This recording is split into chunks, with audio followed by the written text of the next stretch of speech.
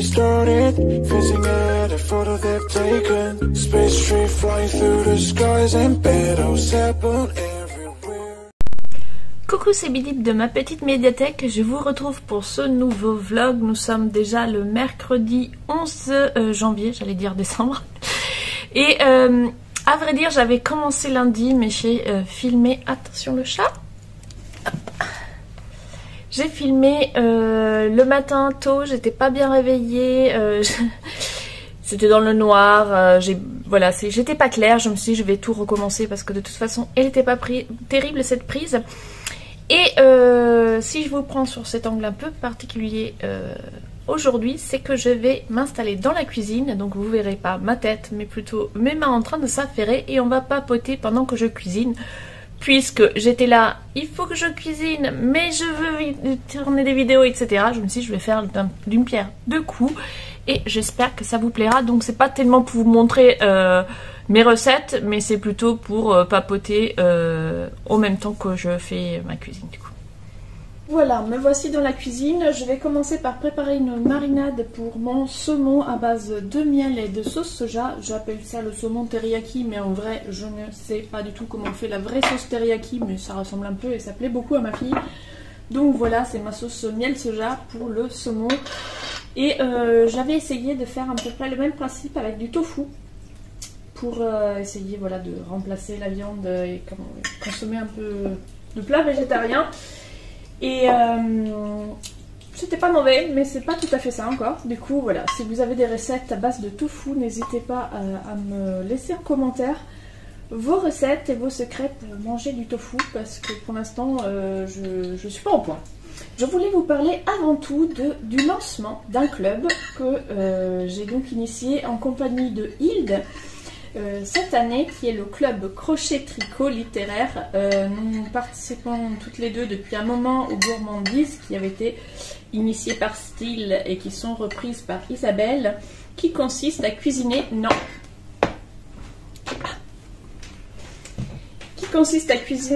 tout le long de l'année en suivant le rythme de différents challenges littéraires sur les blogs. Et je me suis dit, pourquoi pas faire la même chose avec le tricot et le crochet, puisqu'avec il, ça fait plusieurs fois qu'on se concerte pour préparer ensemble des petites choses, notamment pour le challenge Halloween. On s'était fait un petit défi de faire un petit amigurumi en fantôme.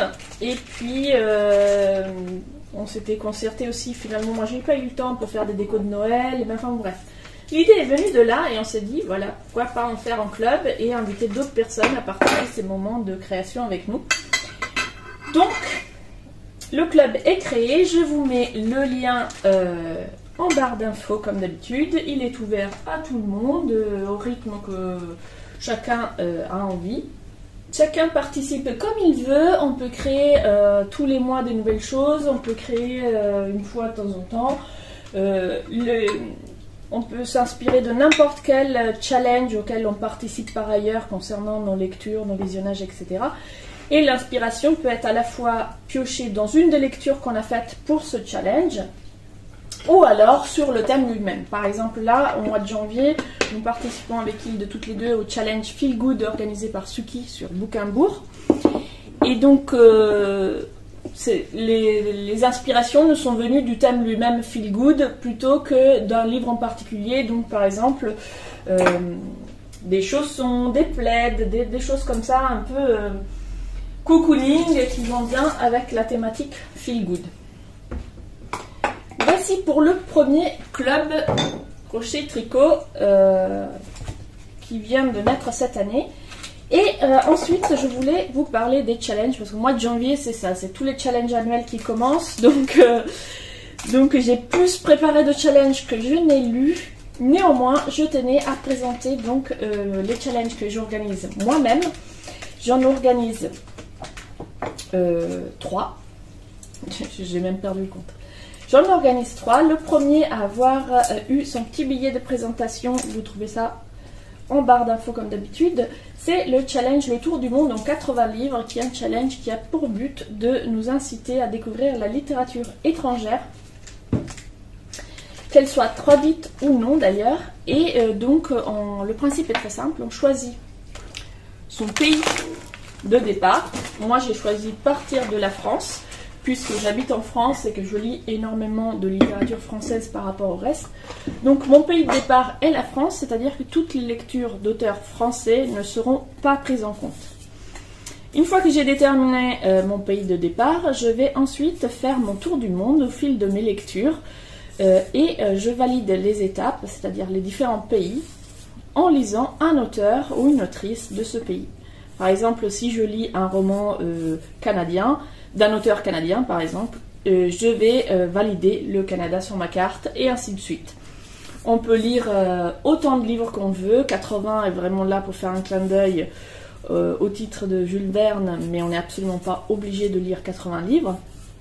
On peut en lire beaucoup moins ou beaucoup plus selon notre rythme de lecture. L'idée, ce n'est pas non plus de faire forcément des chroniques à chaque lecture, c'est vraiment un challenge lecture pour nous inviter à aller voir ailleurs et à découvrir de nouvelles choses. Du coup, j'ai proposé cette année 2 parcours différents qu'on peut cumuler bien entendu. Un parcours littéraire où il s'agit de lire des romans, de la poésie, du théâtre, et un parcours illustration où il s'agira de lire des albums, des bandes dessinées, des mangas, etc. Vous trouvez toutes les infos en barre d'infos. Donc si vous avez envie de participer, surtout n'hésitez pas, rejoignez-nous. On est déjà un petit groupe depuis l'année dernière à échanger autour de nos lectures étrangères. Ensuite, deuxième challenge que j'organise, c'est des livres et des écrans en cuisine que je co-organise avec Fondant. Et là, l'idée, c'est de prêter attention aux passages gourmands de nos lectures. Cela peut être un livre dont la cuisine est le sujet ou qui tourne autour de la cuisine, mais ça peut aussi être n'importe quel livre où, à un moment donné, les personnages se mettent à table, ils mangent, ça vous donne faim. Et vous surlignez donc ce passage. Et pareil pour les films. Ça peut être un film dont le sujet c'est par exemple un chef, mais ça peut être un thriller où un des personnages aime tout particulièrement la raclette et que ça vous donne envie de manger de la raclette. Je dis au hasard, hein, mais vraiment l'idée c'est pas forcément de lire des livres dont la cuisine est le sujet, mais plutôt de prêter attention à tous les passages gourmands qu'on croise dans nos lectures. Donc par exemple, on va lire un roman, un policier ou un roman tranche de vie, où il y a un personnage qui cuisine, ça nous donne envie de tester la recette, on la teste et hop, ça participe au challenge. Chaque année avec Fondant, on essaye de trouver des petites idées de défis complémentaires à ajouter pour ajouter un peu de piment sur ce challenge littéraire. Et du coup cette année, le défi c'est Accord mes livres. Comme on accorde un vin à un plat, là on va essayer d'accorder un plat à un livre. Vous lisez un livre et puis vous cherchez quel est le plat ou la boisson qui l'accompagnerait le mieux, qui s'y accorderait le mieux. Comme par exemple Jojo en herbe qui participe cette année a déjà son premier accord mes livres puisqu'elle vient de lire un album où il est question de la réécriture du Petit Chaperon Rouge. Donc elle accorde cette lecture avec la galette des rois. Donc voilà pour le deuxième challenge. Et là encore, si vous voulez en savoir plus, je suis en train de balancer des pluchures un peu partout. Si vous voulez en savoir plus, il y a tout ce qu'il faut sur le blog, lien en barre d'infos. Et enfin, troisième challenge que j'organise, c'est le challenge Contes et légendes. L'univers de la mythologie, du folklore m'intéresse beaucoup et afin de me motiver à lire ma volumineuse bibliothèque sur ce sujet, j'avais créé ce challenge et dans l'idée aussi du coup de partager avec les autres autour de cette thématique. Donc là encore c'est un challenge très libre, vous lisez autant de livres que vous voulez, quand vous voulez, au rythme que vous voulez, le plaisir avant tout. Toutes sortes de livres sont les bienvenus, du conte classique en recueil à l'adaptation la plus moderne, inspirée de contes ou de légendes. Par exemple, en ce moment, il y a beaucoup de romans qui s'inspirent de la mythologie grecque. Ils rentrent parfaitement dans le challenge contes et légendes. Là encore, pour pimenter un petit peu le challenge, j'ai proposé différents défis. Alors, il y en aura 3 au total. Le premier est très simple, c'est 12 mois, 12 contes ou légendes. Il s'agit là de légendes traditionnelles, pas d'adaptation, et pas de lire tout un livre, mais juste une histoire, un conte par mois. Et donc de se faire son almanach de contes quelque part. Ensuite, le deuxième défi, c'est un petit bingo avec différentes catégories à cocher au fil de nos lectures contes et légendes. Et le troisième, c'est pas un défi, le troisième piment, on va dire, du challenge, ce sont les nombreux rendez-vous inter-challenge qui auront lieu tout au long de l'année. Pour en savoir plus, je vous renvoie encore une fois à l'article de présentation sur mon vlog. Les liens sont en barre d'infos. Là, je pense que couper ça, ça va faire du bruit, je suis pas sûre. On va m'entendre parler. Je vais faire une petite pause et je vous reprends après. Bon, j'ai triché, j'ai utilisé la technologie, ça va beaucoup plus vite. Donc là, je prépare, en fait, je vous ai pas dit ce que je suis en train de préparer avec mes légumes. Je vais préparer un gratin, pommes de terre, courge, fromage. Je ne suis aucune recette précise, c'est comme ça, une idée qui m'est venue. Je me suis dit ça ferait un beau mélange pommes de terre, courge, donc on va tester. C'est pour demain, donc je prépare à l'avance, c'est comme ça j'aurai juste à réchauffer. Parce qu'après le travail, j'ai sincèrement pas du tout envie de cuisiner. Je sais pas vous, mais alors moi le soir, j'ai très envie d'ailleurs comme objectif là pour 2023 de mieux organiser tous les repas de la famille. Je sens que je vais faire une bêtise. On a commencé la semaine dernière à le faire, à se préparer les menus à l'avance. Et du coup de préparer des menus tous ensemble pour la semaine à venir. Et puis de faire les courses en fonction. D'habitude on fait plutôt l'inverse, on fait des courses. Et puis après on essaie de préparer à manger avec ce qu'on a dans le frigo. Ce qui fait que des fois on achète énormément par exemple de viande. Et puis après moi et Miko on mange pas tellement de viande la semaine quand on est toute seule. Donc on se retrouve avec des quantités astronomiques de quelque chose qu'on n'a pas forcément envie de manger. Donc l'idée de faire les menus à l'avance me semblait pertinente. Et l'étape suivante que j'aimerais mettre en place, et que je ne voudrais pas être la seule à porter dans la famille, c'est de préparer à manger à l'avance. C'est-à-dire de se mettre le dimanche tous ensemble, enfin tous, au moins moi et chérie, pour préparer pour la semaine. Comme ça il n'y aura plus qu'à réchauffer ou préparer les choses qui ont besoin d'être cuites à la dernière minute, mais ça fera un grand gain de temps et on pourra mieux réfléchir au repas et avoir une alimentation plus équilibrée. Voilà pour la petite digression alimentation. Et la suite c'est au programme film. La semaine dernière, j'ai regardé des films, mais j'ai complètement oublié de vous en parler. Je l'avais prévu de parler de plein de choses la semaine dernière, notamment les challenges qui étaient déjà commencés, mais en faisant mes enregistrements, j'ai complètement oublié. Donc j'ai regardé 3 films. Je vais commencer par celui que j'ai aimé le moins. La chambre 1448, 1408, ouais c'est ça. Qui est une adaptation d'un roman de Stephen King, si j'ai bien compris, qui était disponible sur Netflix. Et donc c'est un peu de l'épouvante, on va dire. Alors moi, je suis pas du tout film d'horreur, j'ai quand même pu regarder ça. C'est pas non plus quelque chose d'absolument horrifique. C'est regardable, mais on est quand même dans l'épouvante, des histoires avec des maisons hantées, des choses comme ça. L'histoire, c'est un auteur désabusé qui s'est fait de sa spécialité les maisons hantées, les lieux hantés, etc. et qui publie donc des livres sur ce sujet. Mais il ne croit absolument pas aux fantômes et il croit plutôt que ce sont toujours soit des arnaques, soit des superstitions. Et il reçoit un jour une carte postale lui indiquant tout simplement « Ne rentrez pas dans la chambre 1408 ». Forcément, il n'en fallait pas plus pour piquer sa curiosité. Il appelle l'hôtel pour réserver la chambre. Et le mystère augmente puisqu'on refuse de lui louer la chambre. Donc, il en fait une question d'honneur. Finalement, il veut obtenir cette chambre. Et il va aller dans cette chambre. Le directeur de l'hôtel le prévient qu'il y a eu de nombreuses morts étranges dans cette chambre, que c'est très dangereux, etc., etc. Et il affirme que lui, il ne croit pas aux fantômes et qu'il veut absolument aller dans la chambre. Bien.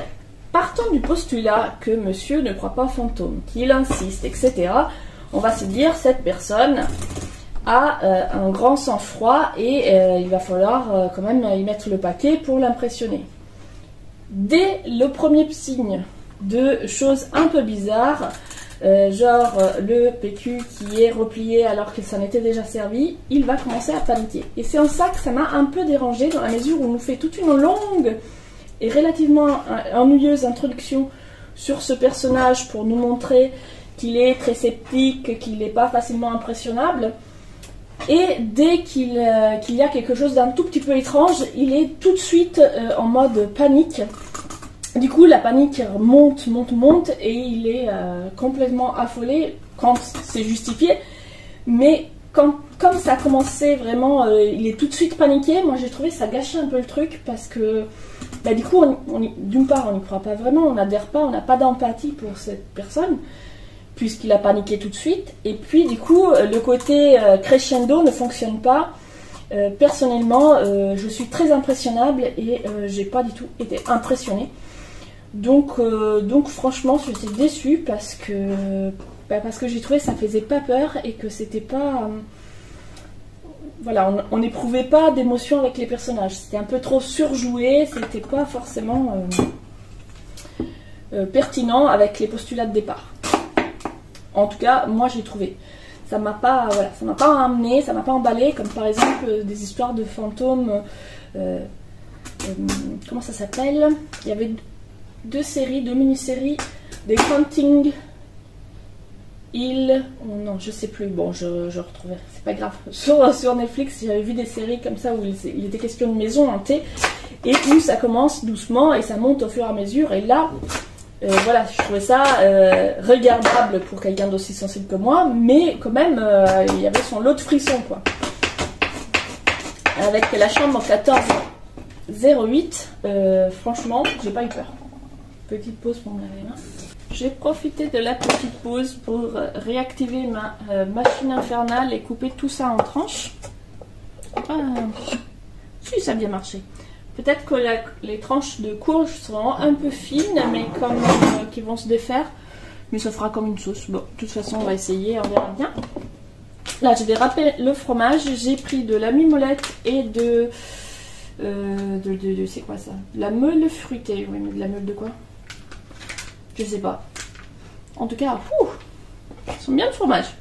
Donc, je vais râper, mélanger mes deux fromages et puis je vais du coup mettre mes légumes, de la crème que j'ai oubliée. Donc de la crème liquide et de la muscade. Alors, je parlais de quoi?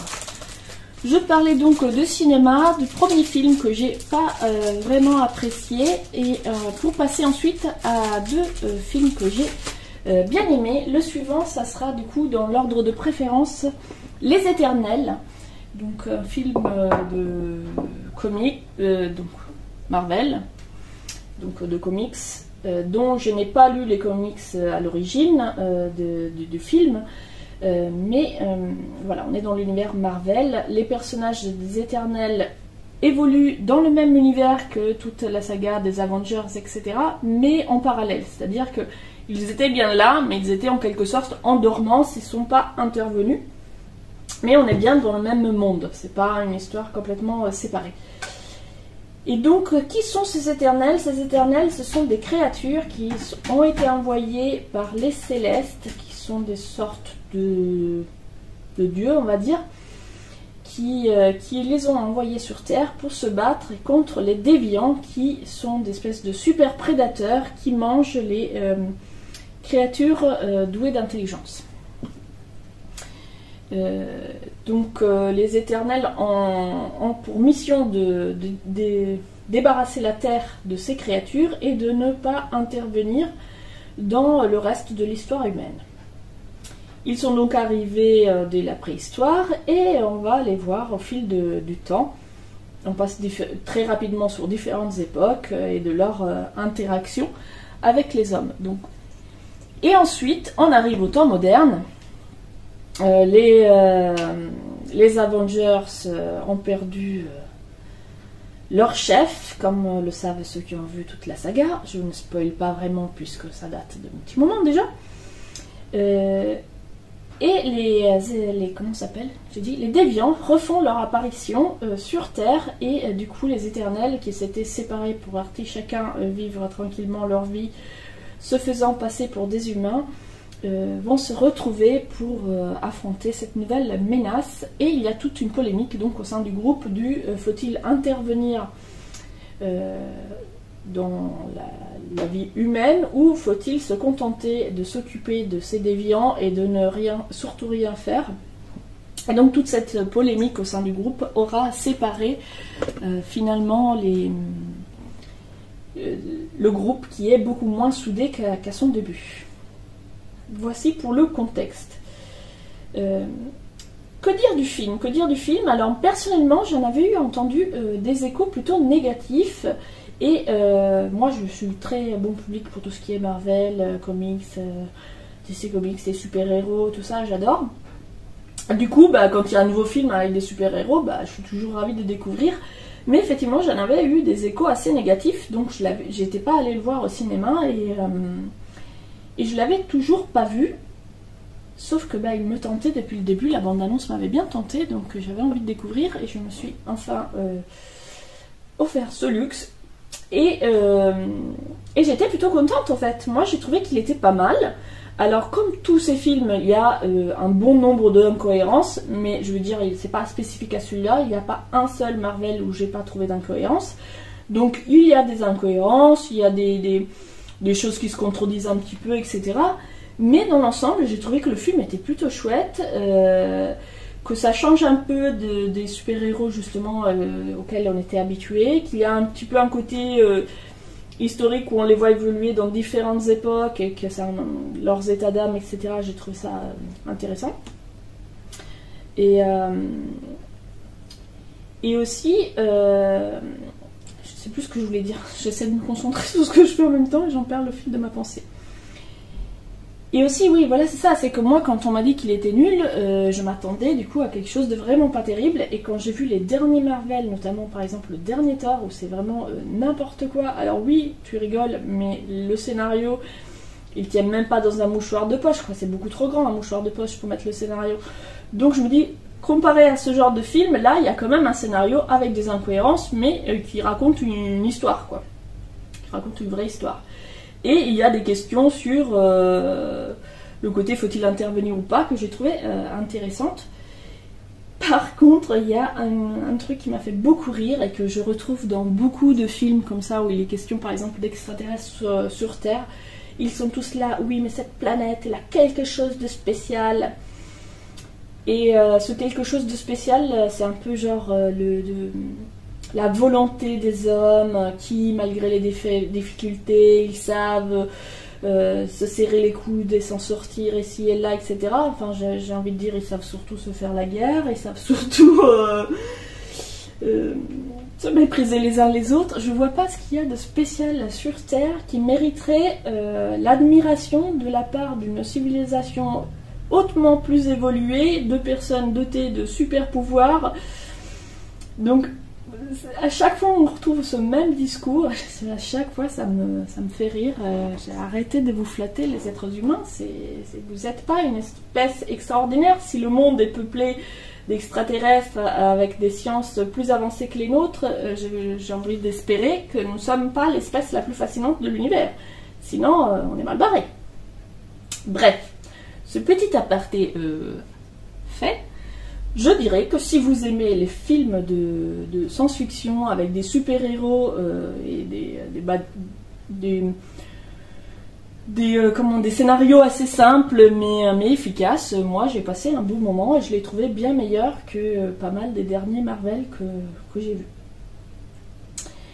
Il me tarde, alors là c'est pareil, on laisse un petit peu deviner que peut-être il y aura un croisement entre les Marvel et les Éternels, enfin les Marvel, les Avengers et les Éternels, je ne sais pas. Moi j'ai hâte que avec Marvel justement on passe à la suite, parce que ça fait un moment qu'on nous dit c'est la fin d'un cycle, etc. Sauf que c'est la fin d'un cycle, on n'arrête pas de nous ressortir des films avec les mêmes héros et où ça avance pas vraiment, on passe pas vraiment à un nouveau cycle. Pour l'instant on ne fait que recycler le vieux, et or le vieux cycle, ça y est, il a donné ce qu'il avait à donner. Il y a de plus en plus d'incohérences, de plus en plus enfin, ça ressemble pas à rien, donc j'ai hâte qu'on passe à autre chose, qu'on ait des nouveaux héros et qui reprennent le flambeau et qu'on ne soit pas toujours en train de ressasser et de faire n'importe quoi avec les vieux, quoi. Le dernier Thor, franchement, je suis restée, mais pourquoi ils ont fait ce film? Tu comprends pas pourquoi ils ont fait ce film. Je sais pas, ils avaient le budget, ils avaient... Je sais pas, je comprends pas. Il n'apporte absolument rien. L'histoire est pas terrible. Le jeu des acteurs est pas terrible. Ça sert à rien. Bref, voilà. J'ai été déçue par Thor parce que j'adore les autres. Enfin, les autres. Ils sont pas non plus d'une profondeur. Voilà, c'est du Marvel. Hein. Faut pas s'attendre à un scénario non plus hyper complexe. Mais bon, disons que celui-là, il était particulièrement mauvais. Au niveau scénario. Après, voilà, Thor, moi c'est un personnage qui me fait rire, donc on a regardé ça en famille, on s'est bien marré, on a passé un beau moment, hein, mais voilà, j'étais quand même un peu déçue. J'enchaîne mes légumes, j'ai mis 0 crème, 0 sel, 0 machin, je me dis peut-être qu'il faut que je mélange, je vais pas mettre tout en haut. Donc, petite pause assaisonnée. Voilà, j'ai sorti le sel, le poivre, je mets un petit peu de muscade. J'adore la muscade. Depuis toute petite, c'était mon épice préférée quand j'étais petite. Et puis dernièrement, je l'utilise assez peu. Du coup, je me suis dit qu'il fallait je pense à utiliser la muscade. J'adore son odeur. En plus, c'est une muscade que j'ai ramassée moi-même dans la forêt tropicale. Donc voilà. Un petit peu de crème peut-être. Et on continue avec les légumes. On en arrive au dernier film. J'espère que je ne suis pas trop longue et ennuyeuse, que vous passez quand même un bon moment à m'entendre baragouiner à propos de films. Même si mon discours est un peu décousu parce que j'arrive pas trop à me concentrer sur ce que je fais en même temps que je me concentre sur ce que je dis. Donc le troisième film, c'est peut-être celui que j'ai préféré, c'est The Pale Ale Eyes. Ah, je prononce très mal, excusez-moi.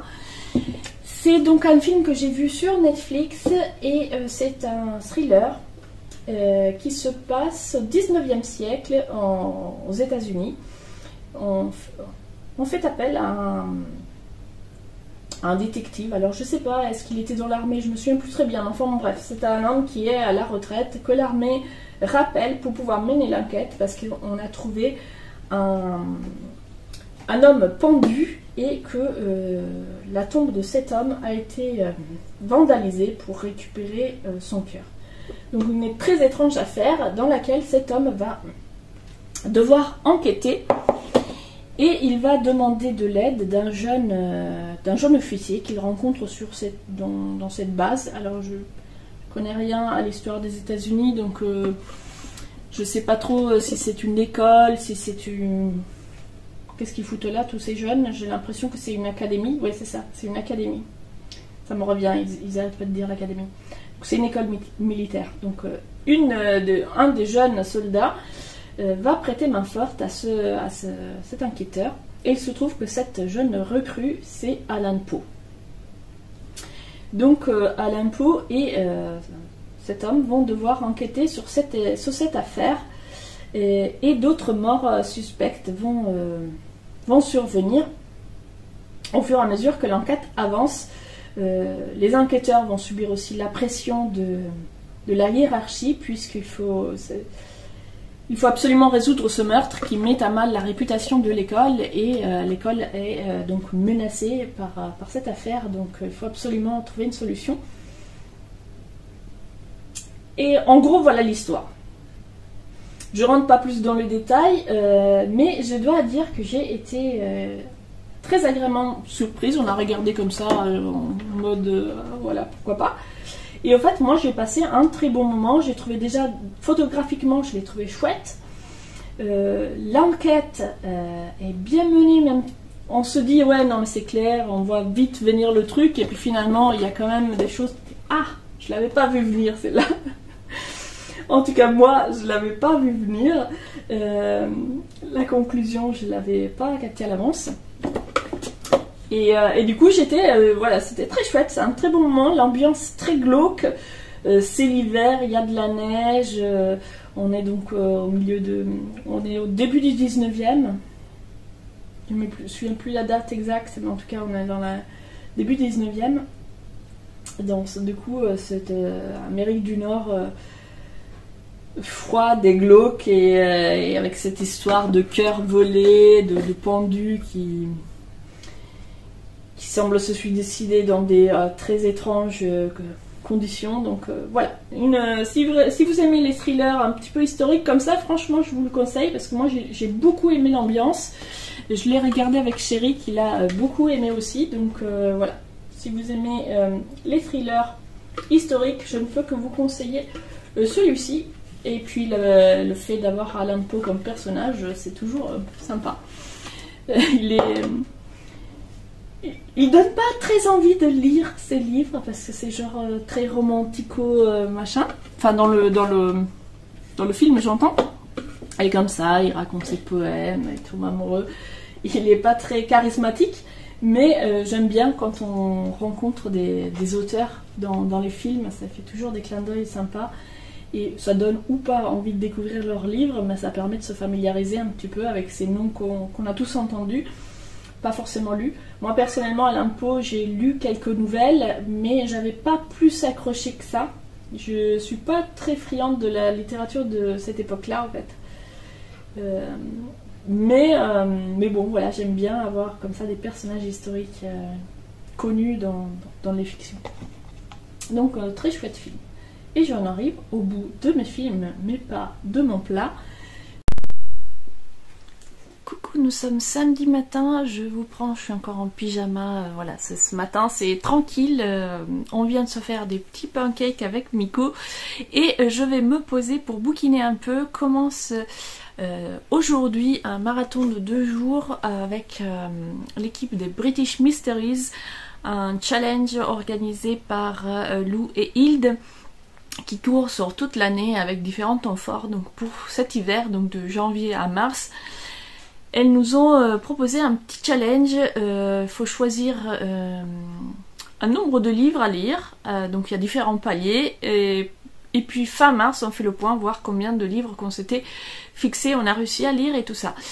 Donc moi j'ai pris le plus petit palier parce que si j'arrive à lire un livre je suis contente, donc voilà, je me fixe d'ici à mars un livre et j'espère bien le lire ce week-end puisqu'il y a le marathon de lecture.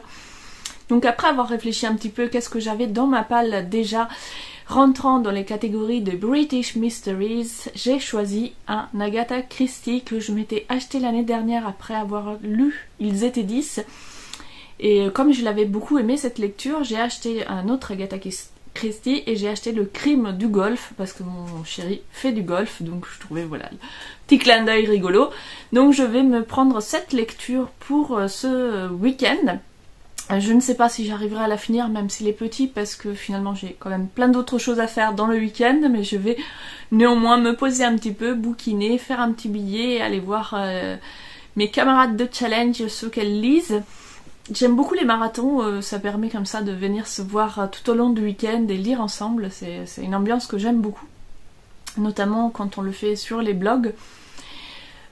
Voilà, donc moi j'ai choisi cette lecture et on en parlait ce matin avec ma fille qui me demandait justement s'ils étaient 10, je l'avais bien aimé parce que ça l'a tenté pour l'avoir vu sur TikTok, et du coup je viens de lui passer Ils étaient 10, je ne sais pas si elle va le lire ce week-end, mais du coup voilà, je me suis dit on pouvait se faire une petite battle Agatha Christie et lire ensemble chacune un roman et voir comment on avance quoi.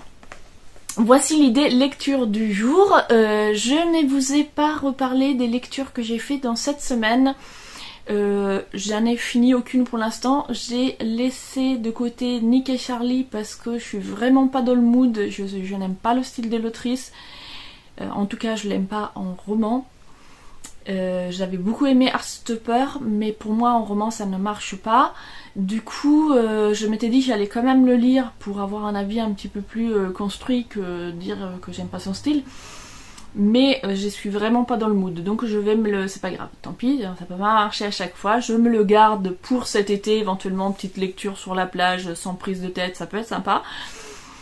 Et je vais lire autre chose en ce moment, donc celui-là je l'ai laissé tomber et j'avais commencé Bruxelles aussi la semaine dernière, donc j'ai bien avancé, je l'ai pas encore tout à fait fini. J'ai pas beaucoup plus de choses à dire que la dernière fois j'en ai parlé pour l'instant, donc j'en reparlerai une fois que je l'aurai fini. En tout cas, j'adore l'ambiance, l'humour, tout. Et là, avant de me mettre à lire, je voulais juste vous montrer où j'en suis de mes projets de fil, puisque c'est un vlog lecture et crochet. Eh bien, j'en suis où? La fameuse veste que je vous ai montrée en décembre, que je tenais à finir cette première semaine, pour être finie, elle est finie en pelote, parce que j'ai retesté après l'avoir, je l'avais faite une première fois, j'ai tout défait les 2/3, parce que ça me convenait pas, j'ai tout refait et je l'ai essayé et j'avais toujours l'air d'une vieille serpillière pourrie, donc j'ai dit bon, tant pis, le modèle me convient pas, j'ai dû faire des erreurs, ou alors tout simplement, voilà, les modèles ils vont pas à tout le monde. Moi ça me plaisait pas sur moi finalement, donc je me suis dit que ça servait à rien de m'acharner, donc j'ai tout défait, ça m'a pris presque autant de temps que de le faire, et je suis partie sur tout à fait autre chose, un projet qui me trottait dans la tête depuis un moment, mais qu'avec tous les cadeaux de Noël à préparer et tout, j'avais laissé de côté. Et donc là je suis en train d'essayer de faire un suite. Donc là je ne suis pas de modèle préétabli, j'y vais au feeling et je fais de tête quoi, une idée que j'ai eue, que j'essaye de voir si ça donne quelque chose. Donc je vais construire en vertical et non pas en horizontal, donc d'habitude je construis d'ailleurs en horizontal mais en cercle. Là du coup je vais faire le dos et le devant d'une seule pièce en construisant comme ça, en laissant un trou pour la tête. Après je viendrai coudre les côtés et je viendrai faire les manches directement dessus. Donc pour l'instant j'ai commencé donc ma bande. Ah, je suis accrochée à un fil. Donc, alors l'idée c'était de faire quelque chose de très moelleux, parce que je voulais c'est une sorte de suite pour la maison. Très large, très moelleux. Du coup j'ai fait, voilà, je m'avance un petit peu. C'est des demi-brides que je pique dans la boucle arrière à chaque fois. Donc boucle arrière, boucle arrière, boucle arrière. Le rose clair comme couleur principale, et puis celle qui est cachée à l'intérieur, je fais un coup du rose foncé, un coup du bleu, etc.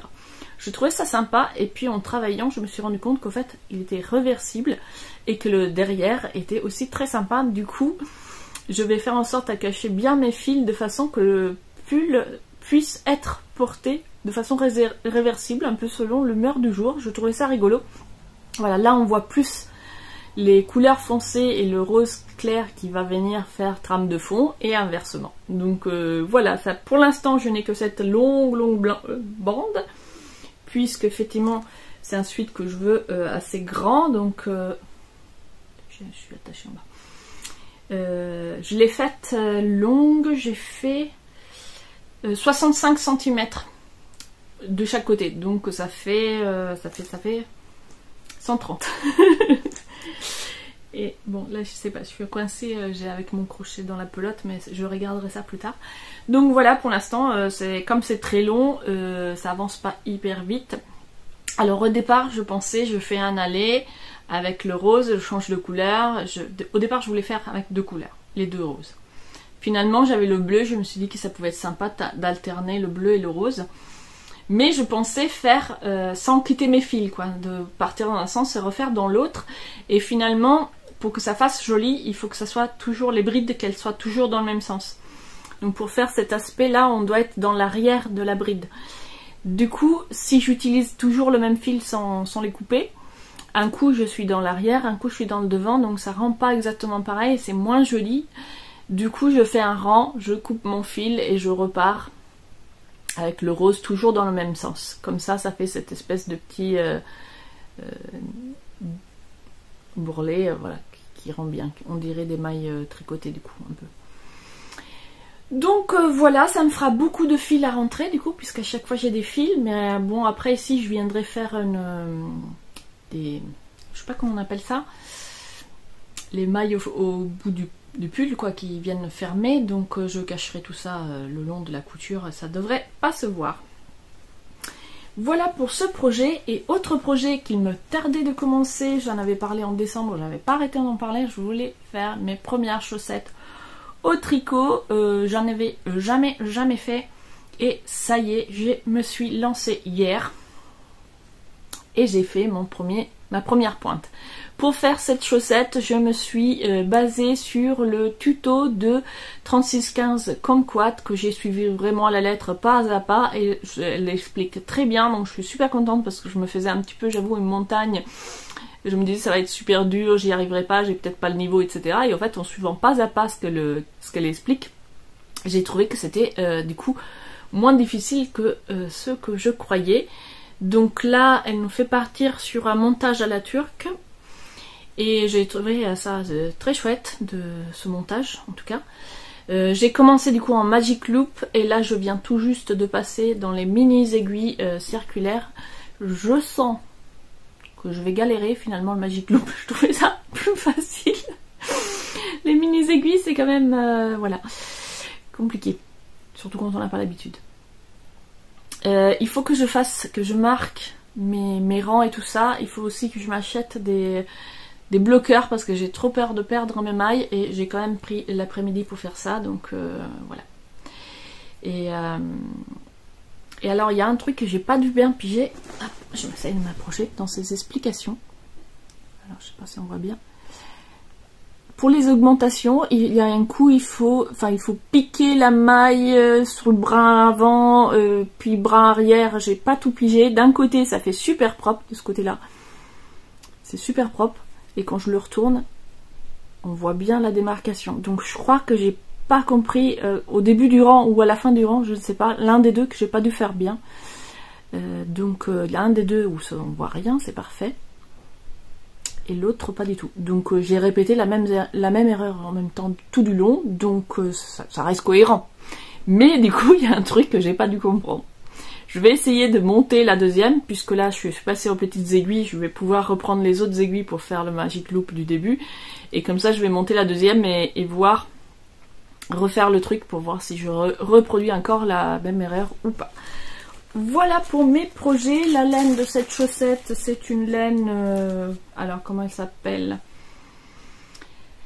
Self-Stripped Socket Yarn. Bon jusque là, ah oui, c'est Alison et Mae. Donc c'est une laine que j'ai dû trouver à Action, je pense. Voilà, pour commencer, je voulais quelque chose qui me coûte pas cher parce que j'étais absolument pas sûre de réussir à faire une chaussette. Donc j'ai pris celle-ci, je ne sais plus combien ça m'a coûté, mais pas grand chose, et les couleurs plaisaient bien à mon chéri, donc si ça marche, ça devrait être des chaussettes pour lui. Puis si ça lui plaît pas, ça sera pour moi, on fait la même pointure. Voilà, je vous laisse pour aujourd'hui. J'ai beaucoup trop parlé déjà la dernière fois de toute façon. Et on se retrouvera un peu plus tard pour savoir où j'en suis de mes lectures.